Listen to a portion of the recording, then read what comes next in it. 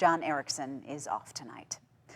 While many events honoring fallen veterans were canceled last year due to the pandemic, today many Memorial Day commemorations return to in-person events.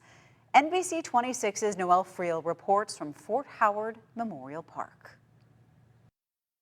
Fort Howard Memorial Park honors the fallen veterans who were buried in the park that year. Since the event was canceled last year in the midst of the pandemic, this year's ceremony honored all of the veterans who've been buried since 2019.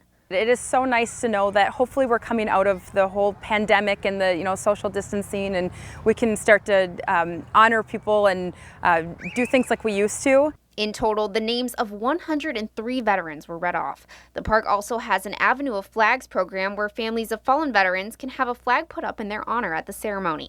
There were 7 flags put up this year. It feels really good to be able to see the families, especially with the Avenue of Flags, or when we read their names off, just that bit of closure maybe that they may have. For one of those family members, the ceremony was especially meaningful. John Bellinger is a veteran of the U.S. Navy, but at the ceremony, he was honoring his dad. Dean Bellinger is my dad, and he's a pretty special guy for a number of reasons. One is that I'm adopted. He says his dad was a large part of the reason he decided to serve.